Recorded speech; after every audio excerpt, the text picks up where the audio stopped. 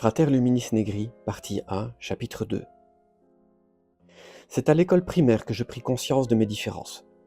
Je ne comprenais pas pourquoi la plupart des élèves se moquaient de moi et me montraient du doigt. Je n'étais pas méchant, ni monstrueux, comme la grosse Julie avec son appareil dentaire dégueulasse, toujours plein de nourriture.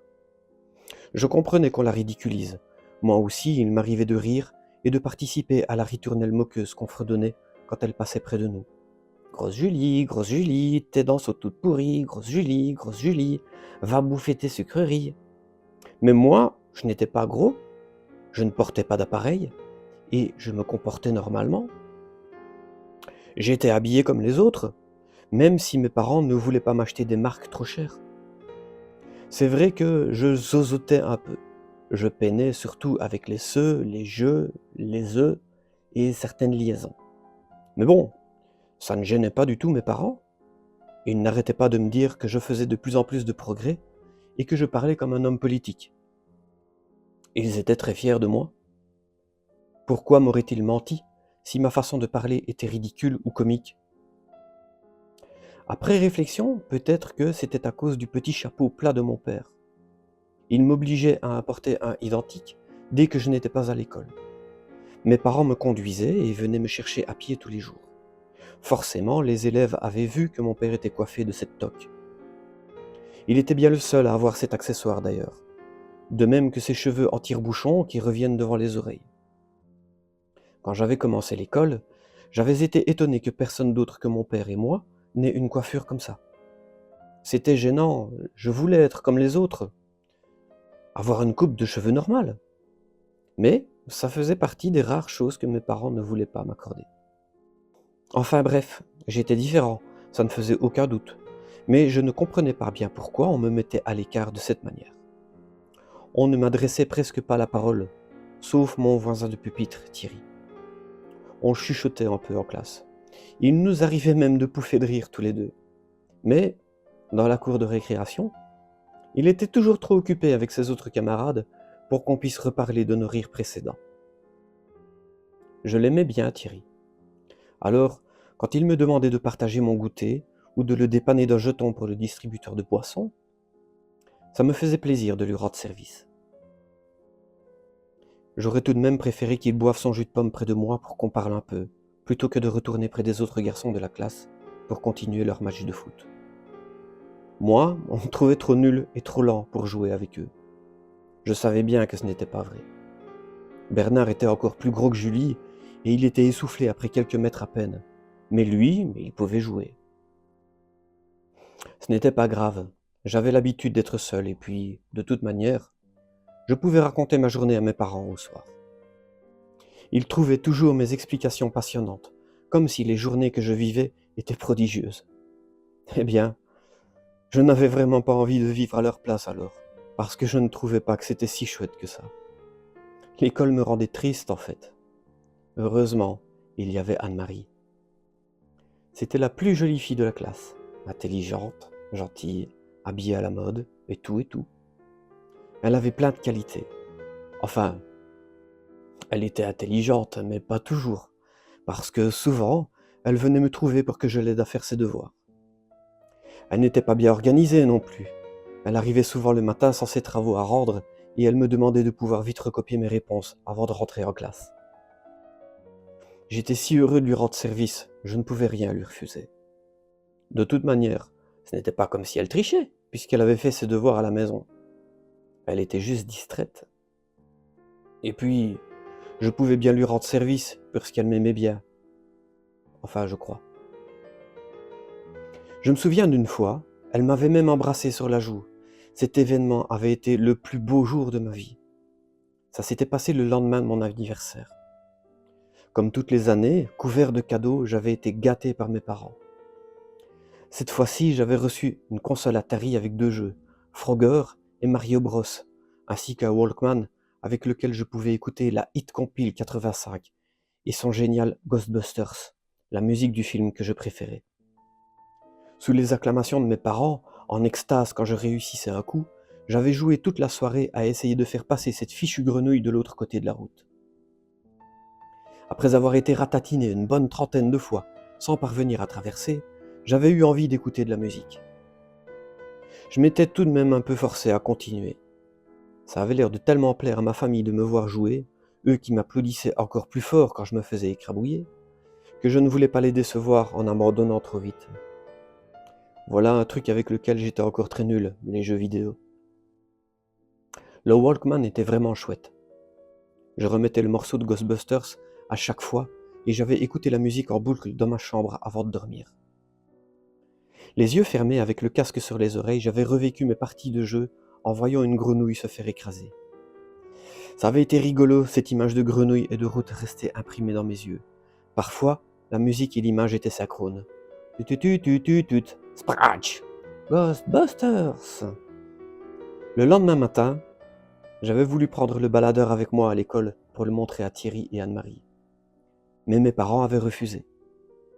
Ils avaient peur que je le perde. Comme je n'avais pas l'intention de le perdre, je l'avais quand même mis dans mon sac, en dessous du plumier qui contenait des feutres de couleur. Ça ne se voyait pas dans mon cartable tellement lourd et rempli que les coutures se déchiraient. Arrivé à l'école, personne n'avait remarqué que j'avais des écouteurs pour faire les rangs au matin en attendant la sonnerie. C'est lorsque celle-ci avait retenti que Renaud, qui était derrière moi, m'avait demandé ce que c'était. Je lui avais répondu que ce n'était rien. Je m'en fichais de Renaud. Il me faisait tout le temps des croche-pieds ou me poussait dans les couloirs. C'était à Thierry et Anne-Marie que je voulais le montrer. Une fois en classe, je n'avais pas pu résister à la tentation de le dire à Thierry, en lui montrant mon sac ouvert. « Hé, Thierry, t'as vu mon cadeau d'anniversaire ?» avais-je murmuré en lui donnant des petits coups de coude. Un peu embêté par ses coups dans le bras, il s'était retourné avec sa tête de méchant qu'il avait de temps en temps. Et puis, le regard attiré par le contenu de mon sac, il avait écarquillé des yeux, émerveillé. « C'est ce que je crois que c'est ?»« J'en sais rien, je ne sais pas ce que tu crois que c'est. »« C'est un Walkman, ça sert pour écouter de la musique, » avais-je répondu tout fier. « Je sais ce que c'est un Walkman, bouffon. C'est génial ton cadeau, je peux l'essayer ?» Il m'appelait tout le temps bouffon, feuge ou gogol.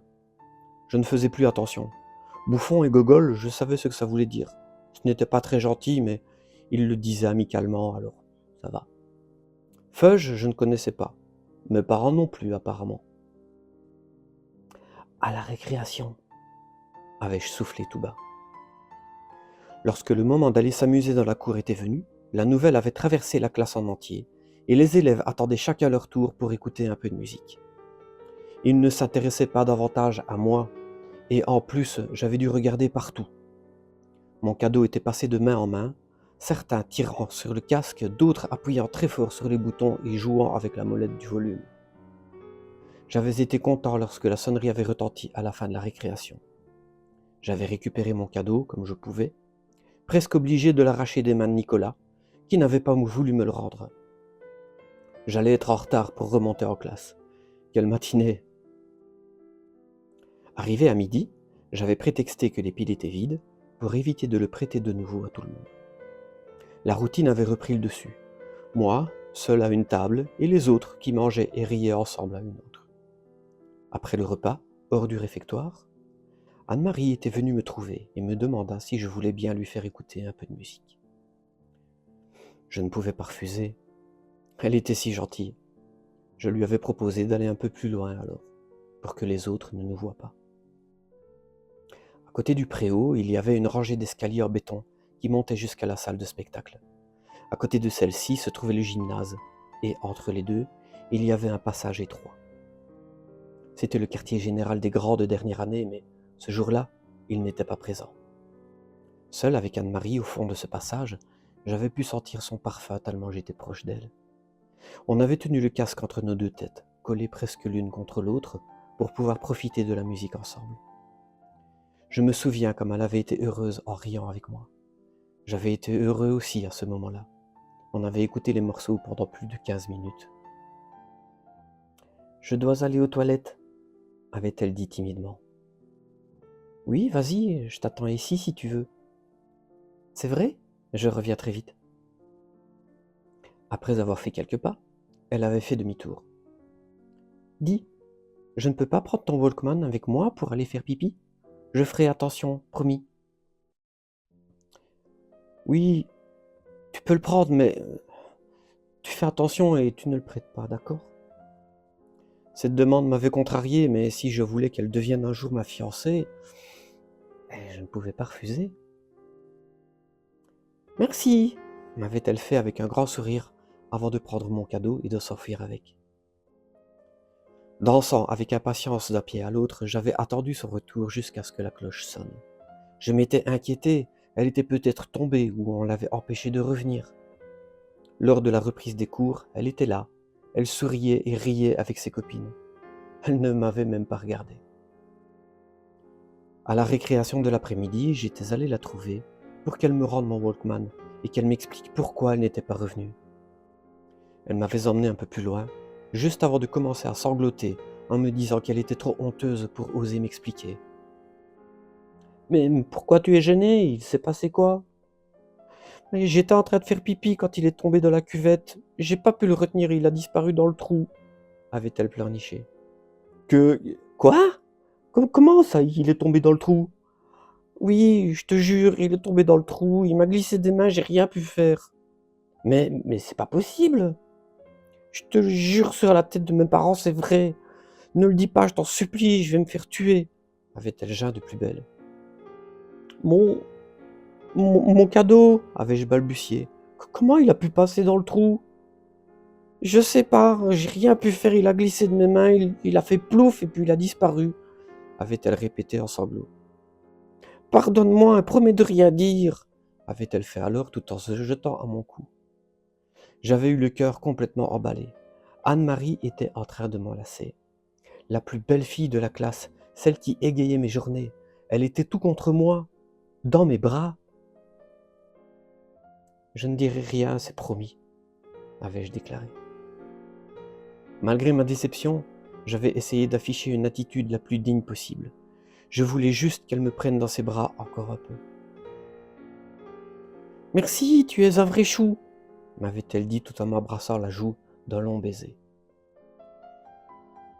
Une fois rentré à la maison, j'avais été mal à l'aise et honteux. J'avais bien dû trouver une histoire pour expliquer la disparition de mon cadeau. Je n'aimais pas mentir, mais j'avais donné ma parole à Anne-Marie. Alors, j'avais avoué que j'avais désobéi et que, comme mes parents l'avaient soupçonné, j'avais perdu mon Walkman à l'école. J'ajoutai que quelqu'un me l'avait sans doute chippé. Mon père avait été scandalisé. Il avait téléphoné au directeur de l'école et il avait exigé qu'une enquête soit faite en le menaçant d'appeler la police. Le lendemain, notre professeur avait fait le tour de la classe pour demander si personne n'avait vu un Walkman. Il avait regardé dans chaque pupitre par la même occasion. Le visage d'Anne-Marie avait été rouge tomate lorsqu'elle avait répondu qu'elle n'avait rien vu. Et en attendant, je m'étais fait enguirlander, privé de mon jeu vidéo jusqu'au vendredi. Ça faisait 2 jours de punition.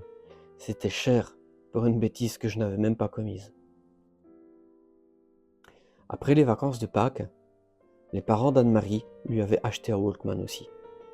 Je pensais qu'elle allait me l'offrir pour se faire pardonner, mais elle ne m'avait même pas proposé de l'essayer. En plus, il ressemblait au mien. Enfin bref, ce baiser avait été mon tout premier, à part ceux de ma famille. Un souvenir mémorable, et ça valait le coup. Tenir une fille dans mes bras avait vraiment été très agréable.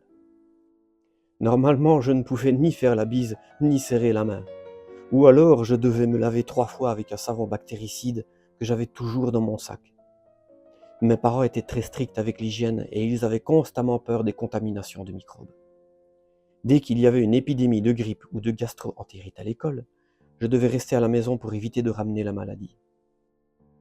Ça me faisait des vacances, mais c'était parfois pénible. Surtout si je venais à tousser ou à éternuer. C'était alors le branle-bas de combat avec masque en papier devant la bouche et le nez, prise de médicaments en prévention, même si c'était juste une chatouille à la gorge qui avait provoqué ça.